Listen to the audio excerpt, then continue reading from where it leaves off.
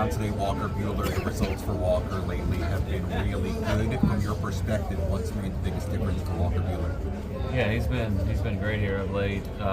He goes back to command for me. He's always had the stuff. He's working with a little bit, new stuff, new different pitches that he's using this year. But the command of all those weapons has been what's really set him apart. Can you speak to how impressive it's been to watch him over the course of the year, sort of fine-tune that quote-unquote new version of himself? Yeah, as a minor league free agent sign, to be one of the guys kind of holding our rotation together right now. He's been amazing. It's just we've seen it from other pitchers that have been really successful one way and they've reinvented themselves and been really successful the other way. They make it look easy. It's not that easy. He's put in a ton of work to be where he's at right now. Last couple of weeks, the offense has certainly been more productive. From your perspective, what has the offense done better?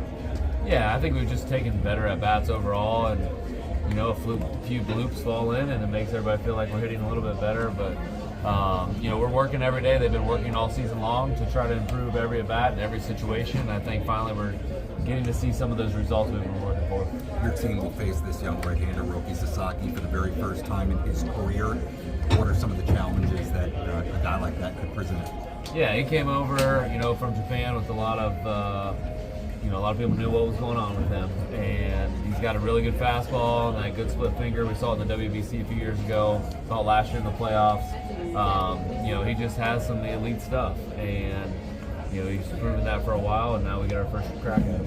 A couple of winters ago, the Padres were reportedly a finalist for when he was coming over. You were part of the front office at the time. Were you involved in that process at all during those recruitment processes? They didn't trust me. They thought I was going to tell somebody. So no, I was not a part of it, whatsoever. I think, Josh and AJ, the tighter front office kind of handled that. I was out, helping my kids play baseball in the summer.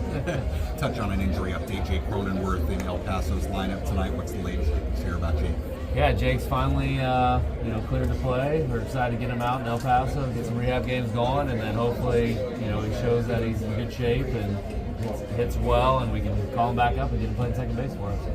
How does that process go? Because with a concussion, it's a little bit different than like a muscle injury. How do you kind of evaluate when he's ready to get back to you guys? I think he's going to give us a little bit of indication of, I feel ready. My timing's back, that kind of stuff. It's a little bit almost like spring training where we've got to just more so, not like health-wise, but just like baseball-wise. Am I ready to play baseball? Am I ready to play every day when I get back? What is the potential of him coming back? What could that mean to you guys, given what he brings, obviously? Yeah, it's great. We've been missing a little bit of that left-handed bat in our lineup that gives that professional at bat, works the pitcher, has the opportunity for some slug, plays great defense. He just does all the little things on the field that you kind of miss, and you don't really get recognized in the box score. But over the course of time, you're like, man, we really miss a player like Jake, and we've missed him this entire time, and it'll be awesome to have him back. You're rolling out a lineup with one. Oh, have you settled on Taylor as your two-hole, or is that just kind of the hot hand right now? Yeah, he won't hit two-hole every game the rest of the season. I'll put it that way. But what do you like about what he's doing in that spot between Jackson and between them? Yeah, creates a little bit of havoc. He's a little Energizer Bunny, and he's energy in the dugout. He's an energy giver. He gives energy to our lineup. Whether he can bunt, steal, hit and run, play great defense, he just does a lot for our team that, similar to what we were talking about with Jake, like those little things that, help our team, win a baseball game. That rolls into what I wanted to ask. You're on a lineup with Samad Taylor, Will Wagner, Rodolfo Duran, not what a lot of people thought the Padres lineup would look like when spring training broke. Mixing all these kind of new guys in together, and you're winning ball games with them. How important is that throughout the course of the season? You can have guys come up and fill those spots and still be successful. Yeah, it's very important. We feel really good about all those guys. They've come up here and proven their worth, and they've done a lot of good things, for us on the field. Will's taking some great at-bats. He's really taking at-bats a lot like Jake Cronenworth has his entire career, where he's working the pitcher, getting walks, getting base hits. Duran's been amazing behind the plate. Nobody's run on that arm that he's got.